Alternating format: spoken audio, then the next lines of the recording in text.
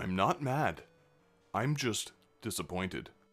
This is The World Is Not Enough for the Game Boy Color, and I'm reviewing it because I said I would when I took a look at the PlayStation and N64 ones. I'm not even sure how to go about this one, so how's about we do something a bit different and go through it, stage by stage.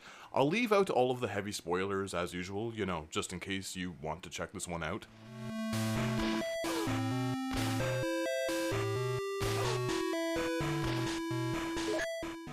Okay, so The World Is Not Enough was developed by 2N Productions, and released nearly a full year after EA's two other games, based on the film.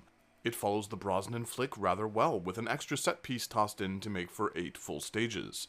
This new sequence seems highly influenced by the subway station featured in the N64 version, which makes sense considering this Game Boy Color release makes use of the transfer pack. It allows data to be shared to its big boy home console counterpart. What you're going to notice straight out of the gate is that the music is fairly competently arranged, but the tracks are short and repetitive. There are only a handful of tunes, and I guess they're pretty catchy, but they will begin to grate on your nerves after a few minutes or so. The audio fidelity is very scratchy as well, which does it no favors. The music just never stops either, almost as if the game was poorly programmed. It just won't stop playing, and that main theme will drive you fucking sane after a while.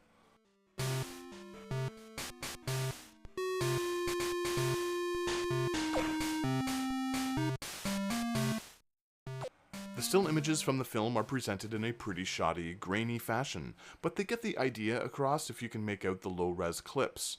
These developers clearly didn't care for Judi Dench as M. She looks like something straight out of a horror film.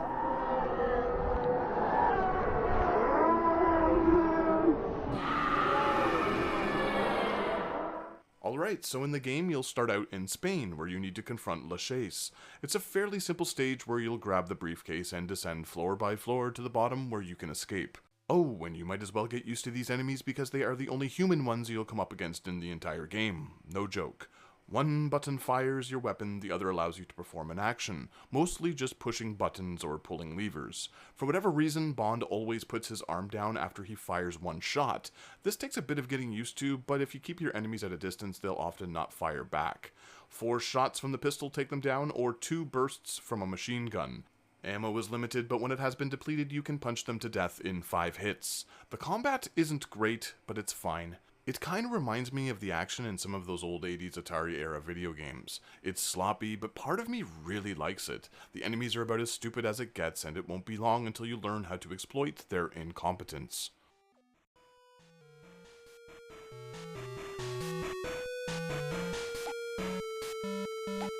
Next up, the MI6 building, London. Again, you'll need to descend the floors, but this time there are some very irritating traps to avoid, as well as some levers to pull in very specific orders.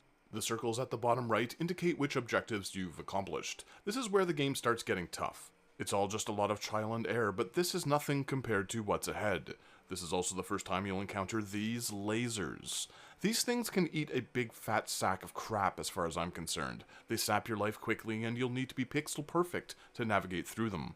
Bond can pick up health and ammo throughout each stage, but once he's dead, it's curtains and it's back to the beginning of the level.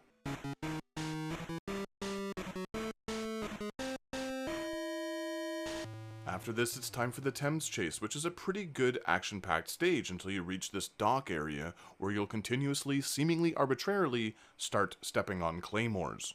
No warnings, no visual clues, just boom. This game hates you and has zero respect for your time. So try again until you get it right. If by now you haven't ripped this game out of your Game Boy and thrown it into an active volcano, you'll be headed into some clever maze-like areas. These are fun. But by now, you're probably starting to notice a pattern. The World Is Not Enough gives back here and there, but it's marred by some truly horrendous ideas. The character animations are charming, the visuals are colorful and well detailed with some excellent shading, but it just doesn't know what it's doing sometimes, and these negative moments are enough to turn you off. Case in point, the next 2 stages which are based on stealthily getting around, pulling switches and doing menial tasks. Straight up, the 4th and 5th levels in this game are horrible, in my opinion. They look really good and the enemy AI is so terrible that they aren't really a threat, but one slip up and you're sent all the way back. Each area in this game is very long, which quadruples the amount of agony these two stages compound on the player. On my first playthrough, these took me the better part of an hour to beat. I know I've complained about Bond games focusing a little too much on gunplay, but this isn't the answer either. These two levels are long, arduous, and the antithesis to fun, though if you somehow manage to get through them, you'll be rewarded with 3 clever stages in a row for the home stretch.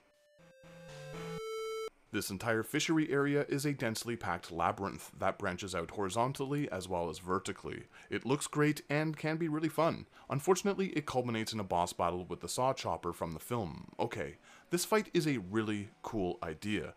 So far this game has been shown from a top-down oblique projection kind of perspective, more or less. Here you'll be operating on a slightly more 2D plane with the action button now working as your jump. It mostly plays out like an old arcade game, nabbing health and ammo, climbing ladders, situating yourself in an appropriate place to deal some damage. Bond's BMW from this sequence in the film even gets to share the spotlight in this missile launching perspective. That is, if you can find the key and get into the car before the chopper slices it in half. Like I said, this game has ideas, but despite all of the gimmicks and flashy presentation, they couldn't stick the landing. It's sloppy.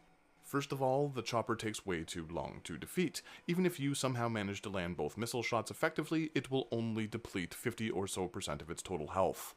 The boss arena itself is really clever and fun to run around in, but for whatever reason, this item can only be picked up from one trajectory, and it's just really hard to land shots on the damn enemy. I know I'm going on a bit here, but this sequence is everything wrong with this game wrapped in a nice package. For every step it takes in the right direction, it takes the same amount back. It's unfortunate because I feel like all of the mistakes it makes could have easily been solved with a few more hours of testing. I'm not a programmer, but none of these annoying attributes seem baked into the fundamental mechanics of the game. Instead, they just seem like misguided concepts that could and should have been adjusted to make the experience fun. Now with that out of the way, let's finish up with the last 2 levels. In this second to last one, you'll need to tap the 2 buttons to remain conscious while being tortured, Carradine style.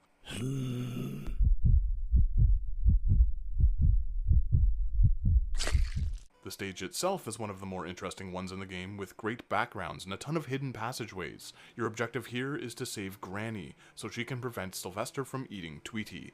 Laser Watch. After all this, we get the final submarine stage, which is more of the same, pushing buttons to navigate a maze-like area, bing, bang, boom. And yeah, so that's The World Is Not Enough for the Game Boy, a Bond adventure that no one talks about. In all honesty, it's not a bad game, which is almost worse.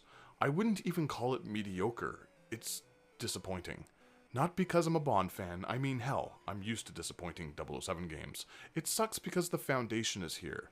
When this thing clicks, it is solid and engaging, but just as you're starting to enjoy it, they pull the rug from beneath your feet and fuck it all up with an asinine design decision. I could just write this off as a bad game if, say, the mechanics were handled poorly, but they aren't. It's also really nice to look at, but to expect someone to go fight through the lowest of the lows to get to the good parts is just asking too much.